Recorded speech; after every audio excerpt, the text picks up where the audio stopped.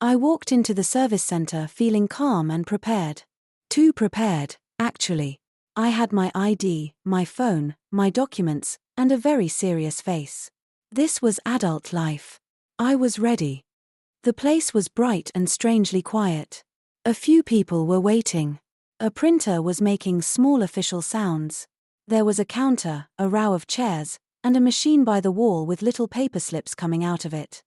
I noticed the machine, of course. But I didn't study it. Because confident people do not study machines. Confident people assume they understand public spaces immediately. This is often a mistake. A staff member looked up, smiled politely, and said something quickly. I heard, "Take a seat." Simple. Beautiful. Clear. Finally, English I could trust. So I nodded like an excellent listener, walked past the machine, and sat down in the nearest chair with full confidence. Legs crossed. Back straight. Documents ready. Spirit of cooperation, strong. A minute passed. Then 2. Then 5. People kept arriving. But something strange happened. Everyone who came in stopped at the machine first.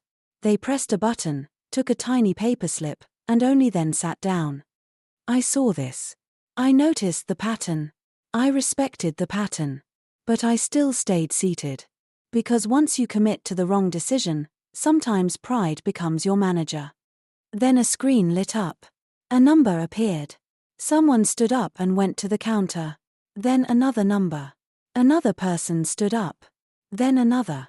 Everyone had a number except me and probably one confused plant in the corner. At that point, I began to suspect that take a seat had maybe not been the full message. Maybe there had been other words. Important words. Paperslip words. Still, I stayed calm. Or at least I arranged my face to look calm. Inside, my thoughts were running in small nervous circles. What if they had already called my invisible number? What if I was losing a competition I didn't know I had joined? A man beside me looked at my hands, then looked at the screen, then looked back at me. Finally he asked, "What number did you get?" A very dangerous question. I smiled politely and said, "I'm still waiting."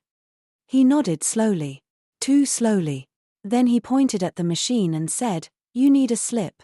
There it was. The truth. Small, direct, and slightly humiliating. I laughed the kind of laugh people use when they want to look relaxed but are actually falling apart politely. "Oh," I said. "I thought they said take a seat." He looked at me, then at the machine, then back at me. "Yes," he said. "After the slip." That after the slip hit me hard. Because technically, I had followed only half the instructions. Which is honestly worse than following none. It means you were close. Embarrassingly close.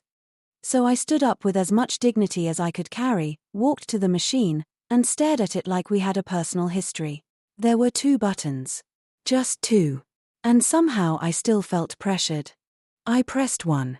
The machine made a sound far louder than necessary and printed my little slip. I took it carefully like it was a legal document, or a fragile apology. Number B47. When I turned around, I had the strong feeling that the whole room knew. Maybe they didn't. Maybe no one cared. But in my mind, I was now famous. Not for talent. Not for charm. But for sitting down too early. I returned to my chair. The same chair. But now with a slip. Now I was official. Now I belonged. Now I was part of the system. It was the same seat, but emotionally, a different seat. A few minutes later, my number appeared. I went to the counter. The staff member smiled and said, "Thanks for waiting." I almost answered, "Actually, I started waiting before I was qualified. But I chose peace." She helped me quickly. No problems. No drama. No paperwork disaster. Which somehow made the slip situation feel even funnier. The hardest part of the whole visit had been understanding the entrance. That day, I learned a simple lesson. In public places, never act too confident too early. Because sometimes they do not say, "Take a seat." They say, "Take a slip."